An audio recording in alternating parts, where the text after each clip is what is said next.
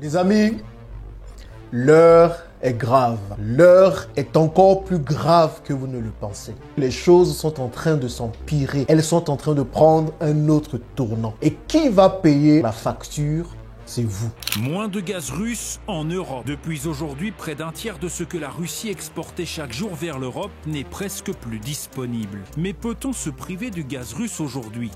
Impensable pour l'Europe vu l'importance qu'il constitue. Évidemment, le gaz est absolument essentiel aujourd'hui pour faire tourner l'économie européenne. Et donc, si on coupait 40% de l'approvisionnement du gaz, ça créerait des disruptions majeures, une difficulté majeure dans notre activité économique. L'Ukraine a décidé de fermer le gaz. C'est-à-dire que le gaz russe qui avait l'habitude de passer par un des gazoducs qui se trouve en Ukraine a été fermé. On sait très bien que la Russie produit énormément de gaz et que l'économie de la Russie en dépend énormément. Et surtout que l'Europe prend à peu près un peu plus de 40% de son gaz depuis la Russie. Aujourd'hui, le gaz russe est acheminé vers l'Europe par 3 gazoducs. Il y a un premier gazoduc qui passe par la mer Baltique, un deuxième gazoduc qui passe par la Biélorussie, par la Pologne, ensuite vers l'Allemagne.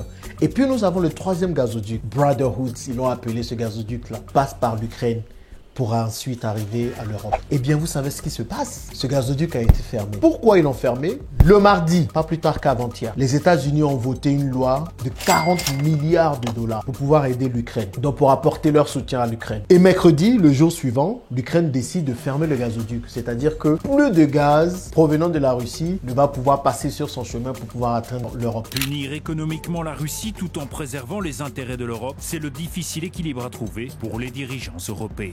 Ça, c'est quelque chose d'anodin. Que cette décision arrive juste le lendemain après que les États-Unis aient décidé d'aider l'Ukraine? Absolument pas. Maintenant, question. Nous savons tous que les États-Unis sont les alliés de l'Europe. Pourquoi les États-Unis demanderaient à l'Ukraine de fermer le gazoduc, sachant que ce gazoduc permet de pouvoir réellement fournir l'Europe en gaz? Mais le plus important, c'est vous. C'est qui va payer la facture de cela? Parce qu'il y a un tiers du gaz européen provenant de la Russie qui est coupé avec un gazoduc. Qui va payer la facture de cette histoire? C'est bien vous, les consommateurs. Parce que là, nous sommes en face d'une offre et d'une demande. La demande ne va pas baisser. On a toujours besoin de gaz en Europe.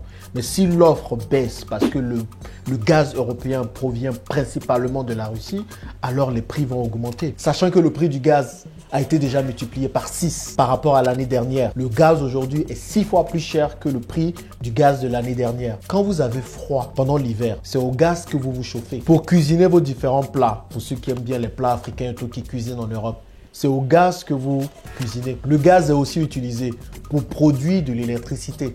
Le gaz est utilisé pour les entreprises en Europe. Donc imaginez un seul instant que ce gaz-là ne provienne plus de la Russie comme c'est le cas aujourd'hui. Mais y en aura-t-il assez pour cet hiver ? La question se posera vraiment à partir, non pas de l'hiver prochain, mais de celui suivant. Vous allez payer les pots cassés.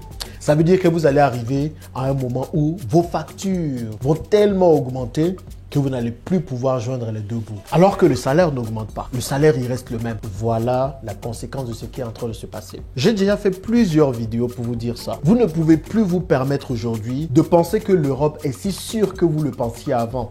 Rien n'est sûr. Rappelons que les 2 premières guerres mondiales ont commencé en Europe. Eux, là, quand ils décident de se battre, c'est autre chose. Vous allez rester dans le froid. Vous n'allez plus pouvoir vous réchauffer. Vous pouvez mettre autant de manteaux et de pulls que vous pouvez.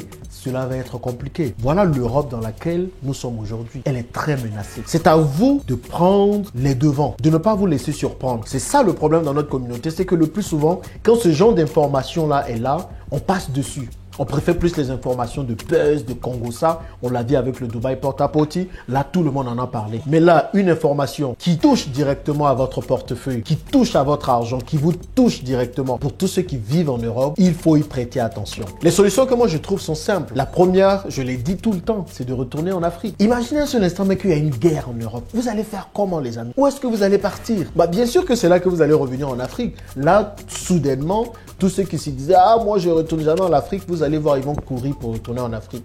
Maintenant, je sais que ce n'est pas tout le monde qui peut le faire. Et puis, quand je parle de retourner en Afrique, il faut se préparer, on est bien d'accord. Et c'est de cette préparation que nous allons parler dans cette vidéo. Même si vous ne comptez pas retourner vivre en Afrique aujourd'hui, Ne mettez pas tous vos œufs dans le même panier.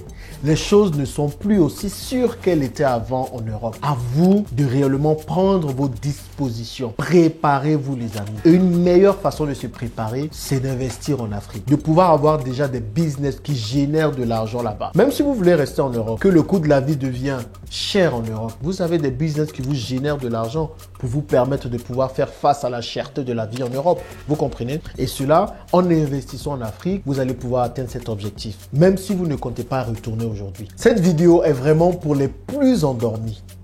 Ceux qui n'ont pas répondu à tout ce que j'ai dit jusque-là. Je vous ai mis en garde. Je vous ai prévenu.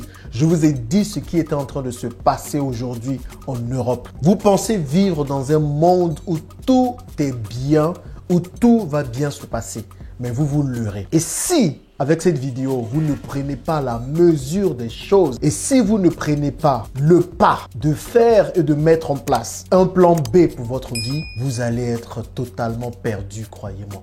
Vous comprenez, je fais cette vidéo rapidement pour que vous puissiez savoir, les amis, que le monde dans lequel nous vivons n'est plus aussi sûr qu'il était avant. Ne vous permettez absolument pas de rester inactif et d'attendre que les choses arrivent. De rester inactif et de penser qu'un quelconque gouvernement va vous protéger. Les Européens se cherchent. Ils se cherchent en ce moment. Ils sont en train de trouver la meilleure façon de pouvoir se sortir de tout ça là. Nous avons vu avec cette guerre que l'Europe a été fragilisée. Elle sera encore plus fragilisée. Je le répète.